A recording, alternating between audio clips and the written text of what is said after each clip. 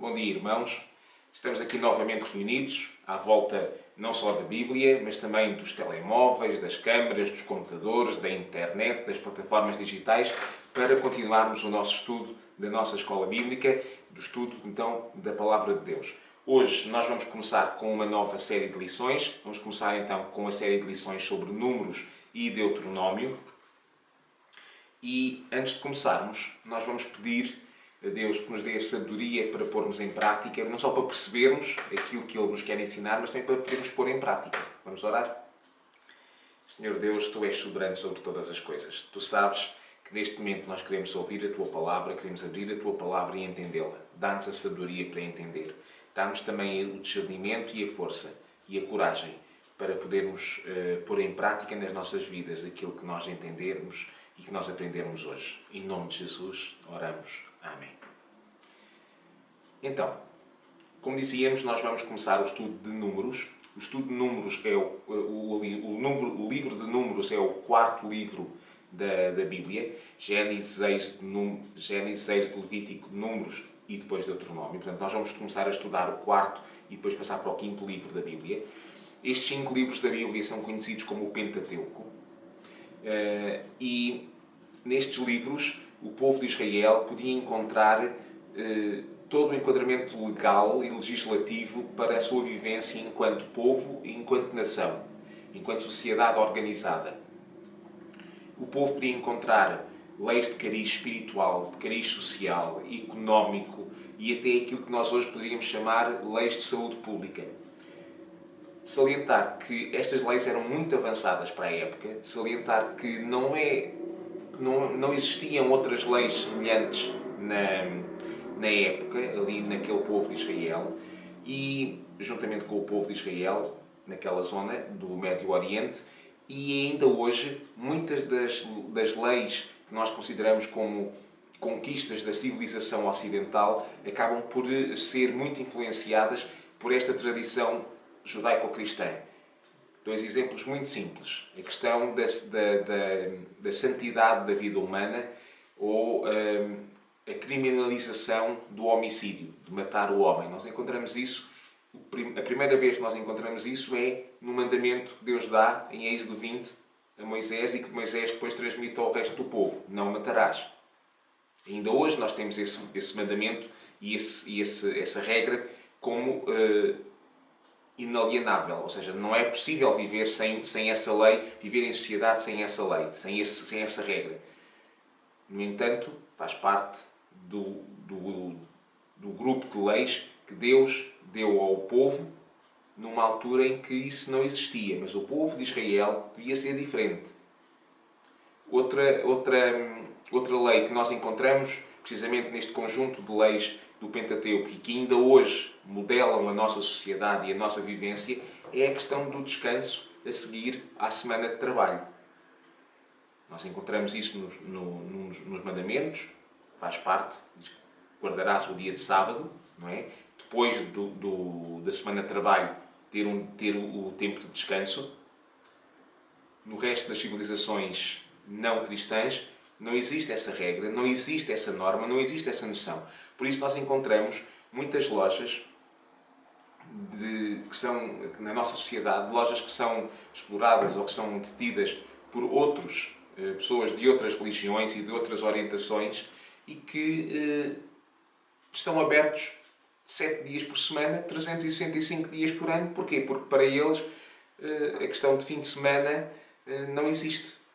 É uma noção nossa, que bebemos da tradição judaico-cristã. Porquê que o livro de Números se chama Números? Tem a ver com estatística, tem a ver com a economia, tem a ver com o quê? Tem a ver com 2 recenseamentos que o povo de Israel fez, 2 recenseamentos que o povo de Israel fez por iniciativa de Moisés. Moisés precisava de saber quantas pessoas é que tinha, qual era o tamanho do povo, para poder também organizar toda a gestão da caminhada pelo deserto e da vida do povo, e então precisou de saber quantas pessoas existiam. Então fez 2 censos, 2 recenseamentos. E é por isso, e eles estão descritos aqui neste livro, e é por isso que, estando aqui descritos, nós chamamos, este livro ganhou o nome de Números. Os relatos de Números têm lugar entre 1400 a 1500 anos antes de Cristo e relatam o segundo ano do povo de Israel no deserto, desde que o povo de Israel tinha saído do Egito, estava já há 2 anos no deserto e vão continuar até ao 40º ano. Portanto, entre o segundo e o 40º ano no deserto. Este livro terá sido escrito por Moisés e tem um objetivo muito grande. É relatar a preparação e a entrada dos israelitas em Canaã, da terra prometida. Podemos dividir o livro de Números em 4 partes. Uma primeira parte, desde o capítulo 1 até ao capítulo 10, em que Deus apresenta ao povo os critérios da santidade que devem ser observados por eles. Ou seja, eles não tinham que ser iguais aos outros povos todos que habitavam naquela região, nem iguais aos povos que eles iam encontrar. Eles tinham que ser testemunhas de Deus. E então eles iam observar uma série de comportamentos, uma série de critérios de santidade. O tempo que demorou a processar todo este relato, toda esta apresentação dos critérios de santidade, foi cerca de 20 dias. Portanto, Moisés demora cerca de os primeiros 10 capítulos do livro a relatar o que aconteceu em cerca de 20 dias.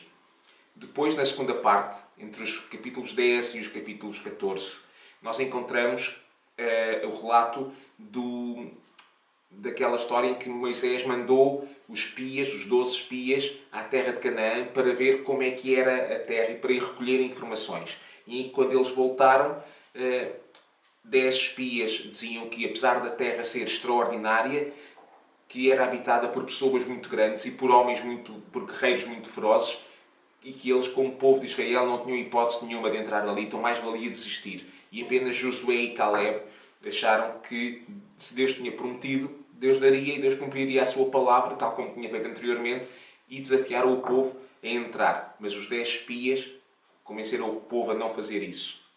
Depois a terceira parte, está no capítulo 15 até ao capítulo 21, marca ou relata a rebelião de muitos líderes do povo contra Moisés e a maneira como Deus lidou com essa situação.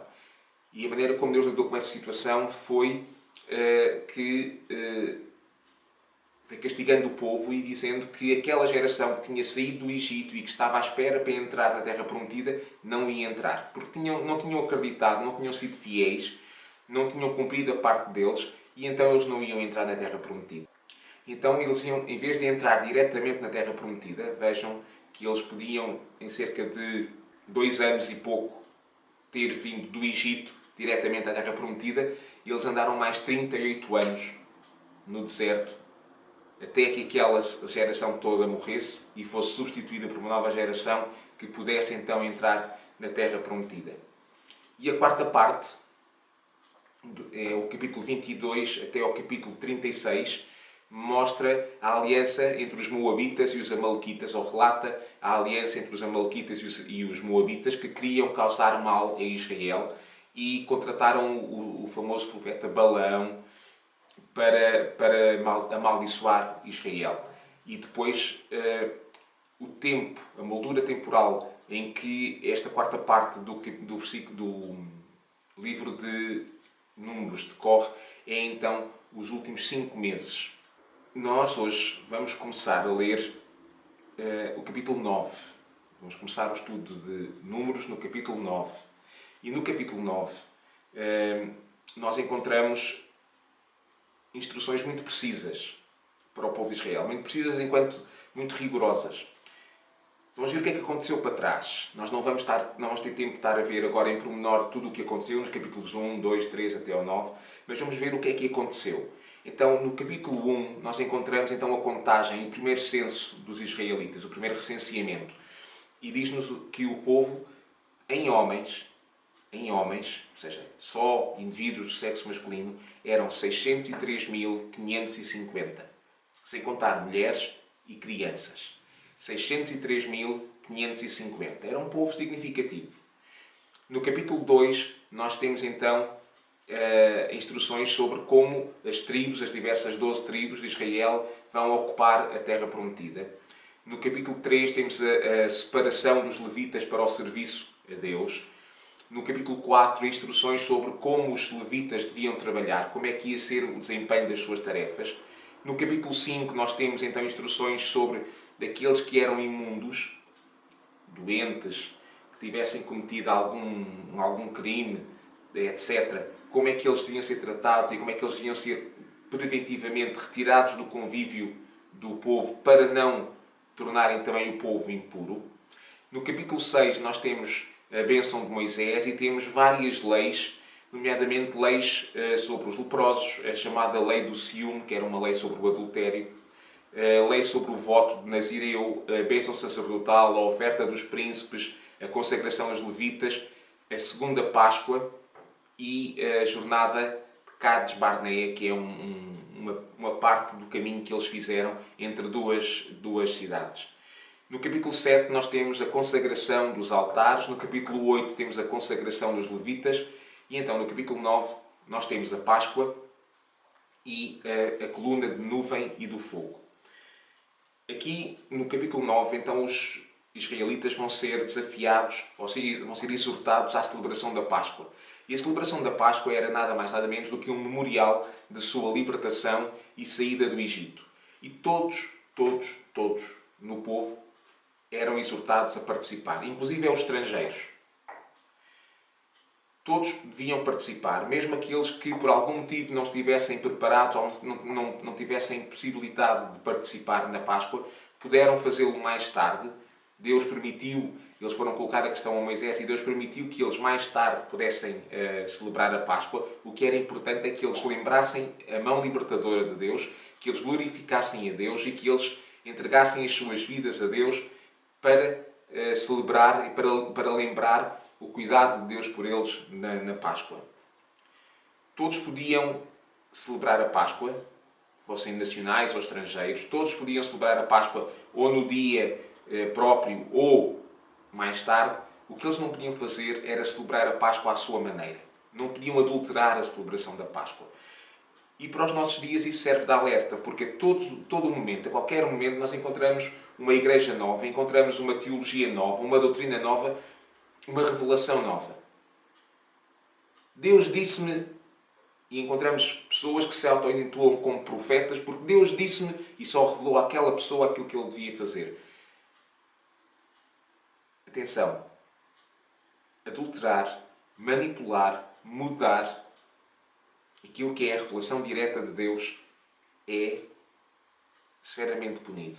Nós, no Velho Testamento, encontramos muitas situações dessas.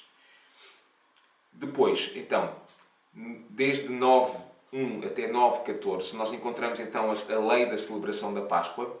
E a partir do versículo 15 até ao versículo 23, nós encontramos uma outra temática, que é então a coluna da nuvem e a coluna de fogo. E é sobre esse texto, Números 9, 15 até 23, que nós hoje vamos estudar. A coluna de nuvem e a coluna de fogo. Vamos ler o texto? Então, para facilitar o estudo destes versículos, nós vamos dividir em 3 partes. A primeira parte, nós vamos ler desde o versículo 15 até ao versículo 18. A segunda parte, do 19 até ao 22. E a terceira parte, do 23. Vamos começar então por ler o texto que vai desde o versículo 15 até ao versículo 18. E vamos começar então em especial pelo 15 e pelo 16. Números 9, 15 e 16. E diz assim: Desde o dia em que se montou a tenda, a nuvem cobria o santuário que guardava o documento da aliança. À noite ficava sobre o santuário e tomava o aspecto de fogo até de manhã. E acontecia sempre assim. A nuvem durante o dia cobria o santuário e durante a noite tomava o aspecto de fogo. Então, 3 pontos interessantes aqui nestes 2 versículos. Primeiro, o primeiro versículo, o versículo 15, diz desde o dia em que se montou a tenda. Qual tenda? Está-se a referir ao tabernáculo, também conhecido como tenda da reunião ou tenda da congregação. Em hebraico, esta palavra tabernáculo quer dizer literalmente residência ou habitação. Nós encontramos instruções para a construção do tabernáculo em Êxodo 25. Basicamente, era o local central do acampamento do povo de Israel. Quando o povo parava, a primeira tenda a ser montada era a tenda do tabernáculo, que tinha maneiras especiais de ser montada, tinha tinha produtos especiais para serem colocados lá dentro, toda ela era feita de materiais especiais que tinham sido objeto da instrução direta de Deus. Então, era o sítio onde Deus se manifestava, era o sítio onde Deus manifestava a sua glória e autoridade no meio do povo. Era usado como santuário portátil, ou seja, quando o povo marchava, quando o povo avançava no deserto, o santuário era desmontado, era carregado, e quando o povo parava, era montado. Quando o povo avançava outra vez, o santuário era desmontado e continuava assim. O modelo tinha um pátio, nós encontramos em Êxodo 25 até Êxodo 31, tinha um pátio, tinha zonas em que o povo podia entrar para fazer as suas ofertas, a zona dos altares, tinha uma zona em que só os sacerdotes entravam e tinha outra zona em que apenas o sumo sacerdote entrava apenas uma vez por ano, que era o chamado lugar santo, ou lugar santíssimo, ou noutras traduções, o santo dos santos. Também encontramos isso depois, este modelo foi transposto depois para o templo que Salomão ergueu, e este lugar do santo dos santos e toda a arquitetura do tabernáculo é muito interessante. Eu desafio os irmãos então a procurarem em Êxodo 25 até Êxodo 31 todas as instruções para a preparação do santuário e para a construção do santuário e o porquê de cada regra e de cada pormenor. Então, diz-nos o texto que desde que se montava o santuário, que uma nuvem cobria o santuário e à noite ficava sobre o santuário e tomava um aspecto de fogo até de manhã. Ou seja, durante o dia a nuvem cobria o santuário e durante a noite uma coluna de fogo cobria o santuário. Não é a primeira vez que nós ouvimos falar sobre a manifestação de Deus através desta forma de nuvem. Em Êxodo 13, em Êxodo 14, nós encontramos várias vezes a referência a uma nuvem que, por exemplo, protegeu os israelitas de serem vistos pelo exército do faraó, para que o exército do faraó não pudesse atacar. Simplesmente houve uma nuvem que se colocou, a nuvem de Deus, que se colocou entre os dois povos e os egípcios não puderam atacar porque não conseguiam ver do que estava para lá da nuvem e não conseguiam ver o povo de Israel. No Novo Testamento também há muitas referências à questão da nuvem. Vemos a transfiguração de Jesus em Lucas 9, vemos também Atos 1:9, que também fala sobre nuvem. É uma maneira de Deus se manifestar e que o povo pudesse compreender. E esta nuvem era precisamente isso, era a manifestação física de Deus numa forma que os olhos humanos do povo pudessem verificar e pudessem compreender. Simbolizava não só a presença, mas também a proteção de Deus e a sua intervenção direta e concreta nos elementos, naquilo que era palpável aos olhos do povo. O terceiro aspecto interessante é o aspecto da nuvem. Tem duas aparências distintas. Durante a noite era o aspecto de uma coluna de fogo e durante o dia um aspecto de uma coluna de nuvem. Durante o dia era bem visível uma nuvem ali a pairar sobre o santuário, era bem visível. Tinha a vantagem de proporcionar também alguma sombra e algum alívio perante o rigor do sol do deserto. E de noite, numa altura em que as nuvens não são fáceis de ver, então teria uma coluna de fogo, que não só fosse visível durante a noite, mas também permitisse lidar com a escuridão da noite.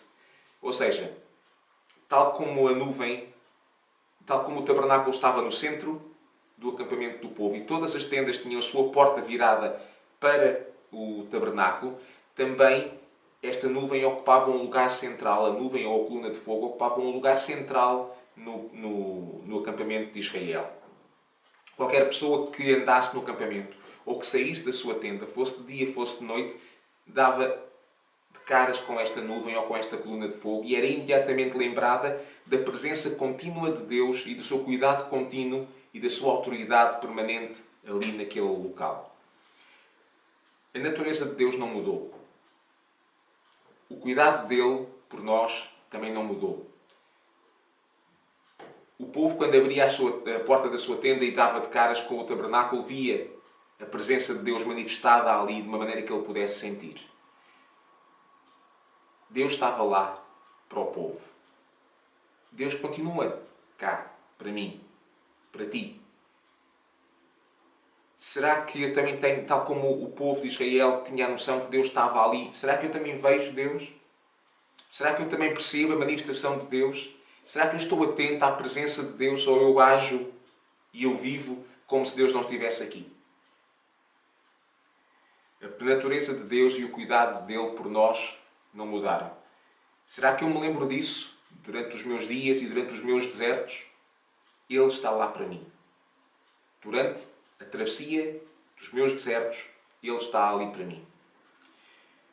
No versículo 17 e no versículo 18, nós lemos: quando a nuvem estava por cima da tenda, se levantava, quando a nuvem que estava por cima da tenda se levantava, os israelitas punham-se a caminho, e no lugar onde ela parava, eles assentavam o acampamento. Deste modo, os israelitas punham-se a caminho ou continuavam no acampamento conforme a indicação que assim o Senhor lhes dava, e que era a seguinte: onde quer que a nuvem parasse, é que eles assentavam o acampamento. Ou seja, primeiro, a presença da nuvem não era uma coisa esporádica e irrepetível. Era ato contínuo durante todo o tempo que Israel passou no deserto. 2. O ritmo da nuvem, avanços ou paragens, era o ritmo do povo.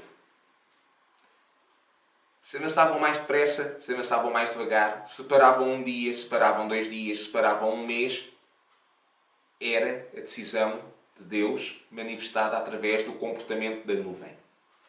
Ou seja, a chegada do povo ao novo lar, a concretização da promessa que Deus tinha feito há centenas de anos atrás, ia acontecer não no tempo do povo, não quando o povo quisesse, mas no tempo de Deus.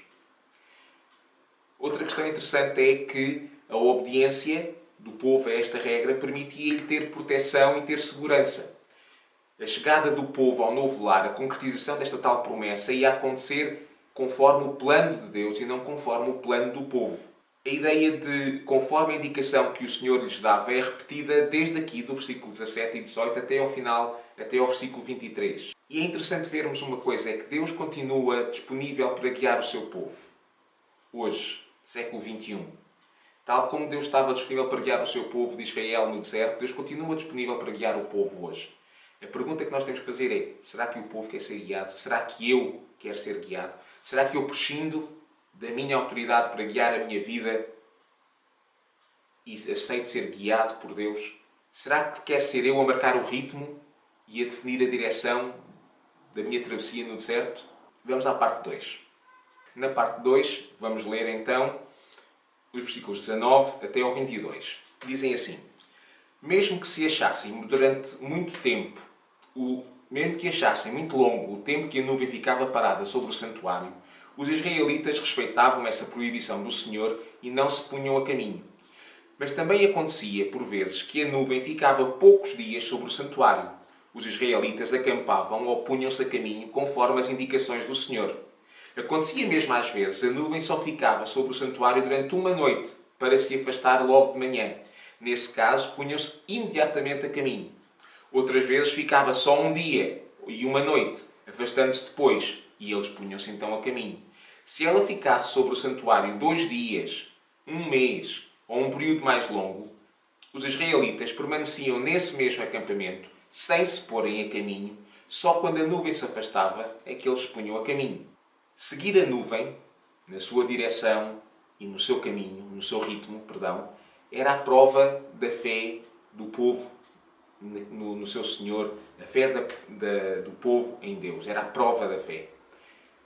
Se eles não tivessem fé em Deus, eles não seguiam o povo, não seguiam a nuvem. Se eles não tivessem fé em Deus, eles seguiam outra direção, seguiriam outro ritmo, iriam por eles sozinhos tentar chegar à terra prometida, a Canaã. A questão é que eles podiam estar seguros e confiantes, podiam estar descansados. Porquê? Porque o ónus da decisão sobre o ritmo e o avanço e sobre a direção a levar estava na parte de Deus. Eles podiam descansar, eles sabiam que Deus tinha prometido ir levá-los até à terra prometida.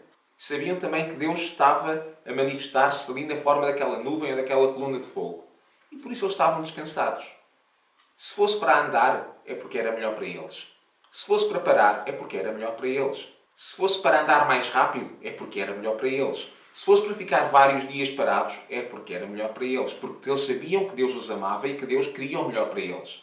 A obediência aos limites estabelecidos na lei de Deus tem a ver com o facto de nós podermos encontrar segurança nos braços de Deus.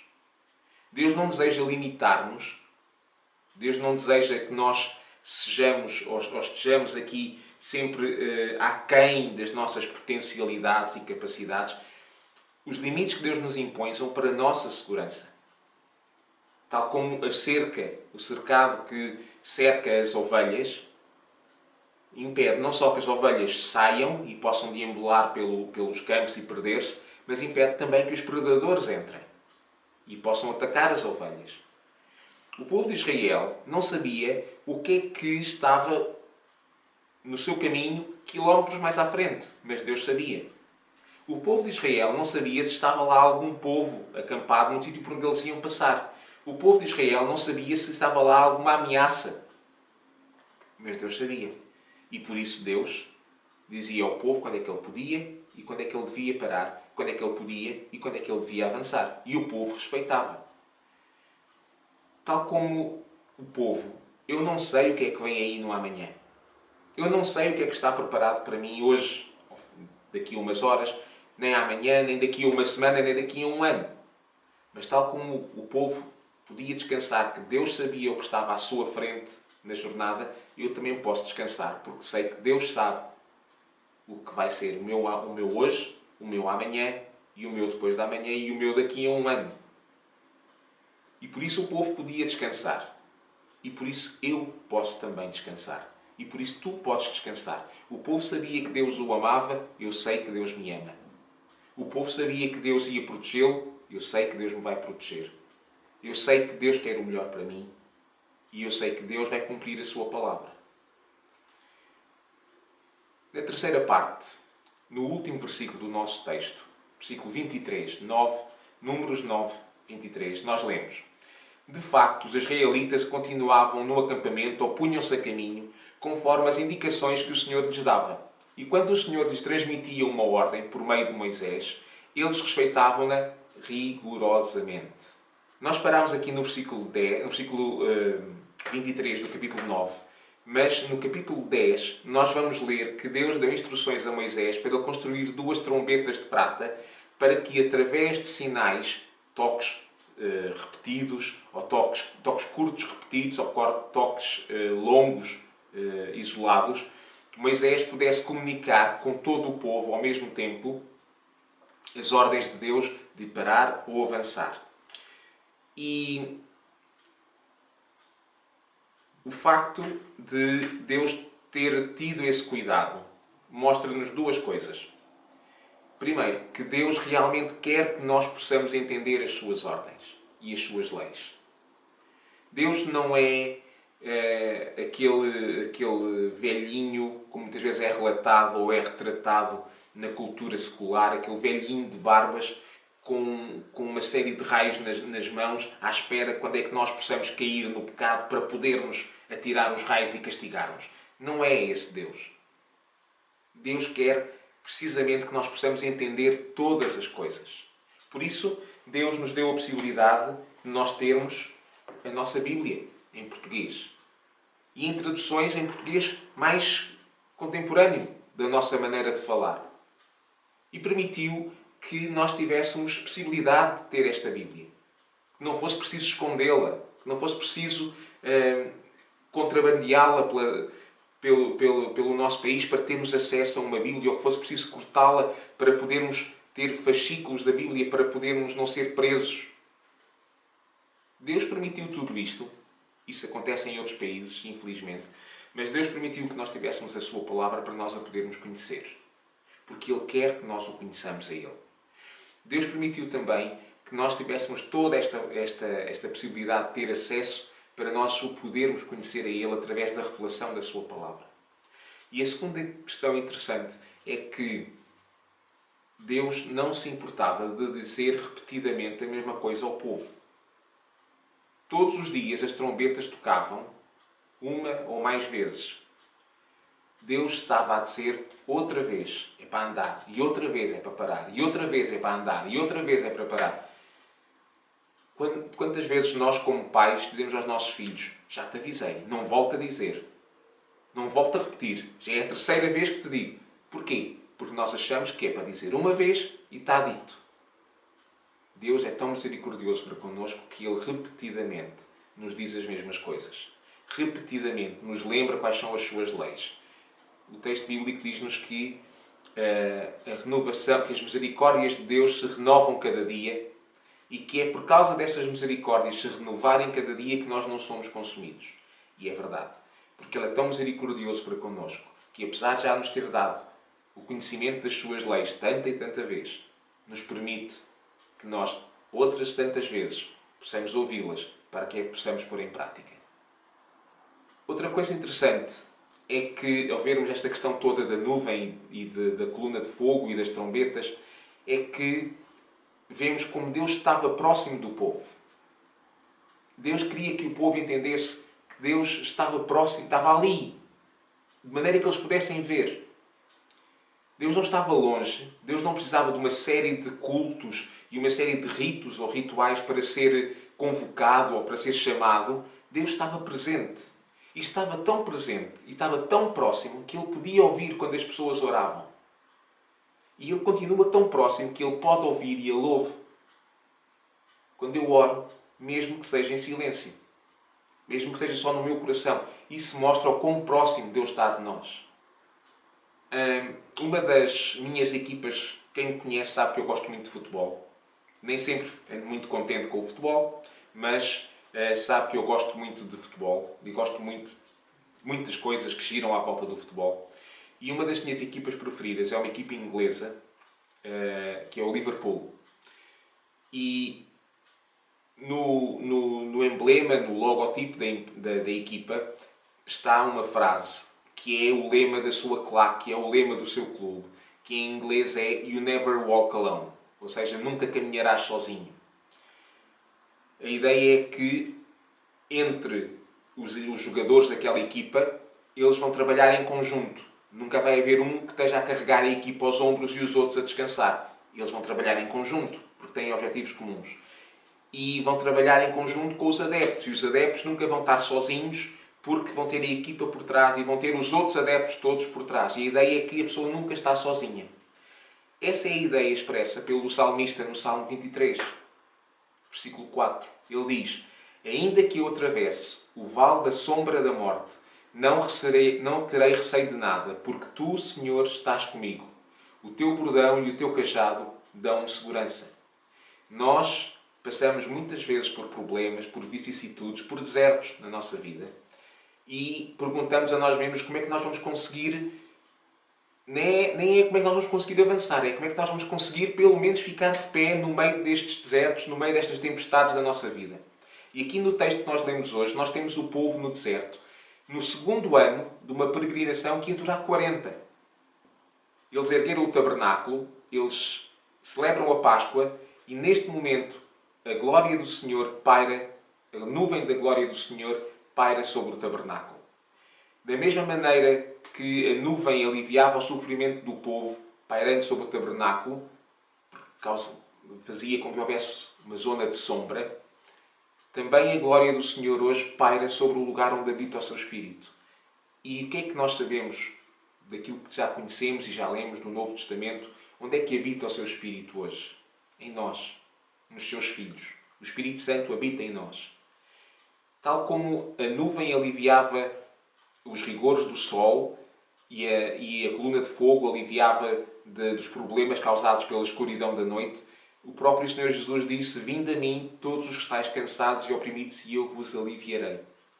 Tal como a nuvem e a coluna aliviaram o povo ao passar pelas vicissitudes e agruras do deserto, Deus continua disponível para nos ajudar a atravessar as vicissitudes e as agruras dos nossos desertos, da nossa vida, da nossa peregrinação aqui nesta terra. A pergunta que nós temos que fazer é: estamos dispostos a obedecer Estamos dispostos a marchar ao ritmo dele?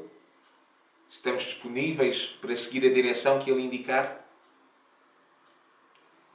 Tal como o povo de Israel seguia o ritmo e a direção da nuvem e se sentia protegido e se sentia cuidado por Deus ao ver a nuvem e a ver a coluna de fogo, eu quero desafiar-te hoje a que sintas a proteção de Deus na tua vida. Mesmo não estejas a ver uma nuvem parar sobre um tabernáculo, mas podes ter a certeza que Deus está a cuidar de ti. Mesmo não estejas a ver uma coluna de fogo durante a noite, podes ter a certeza no teu coração que Deus está a cuidar de ti. E Deus está tão presente na tua vida como estava presente na vida do povo de Israel. Como é que nós sabemos isso? Porque Deus não mudou. As características de Deus não mudaram. Ele é o mesmo ontem, hoje e será o mesmo amanhã. Por isso, se o povo podia estar disponível para obedecer e seguir a nuvem, tu também podes hoje estar disponível para obedecer e seguir a Deus. Que Deus nos abençoe e que Deus nos dê a sabedoria para pormos em prática estes ensinamentos que aprendemos hoje. Amém.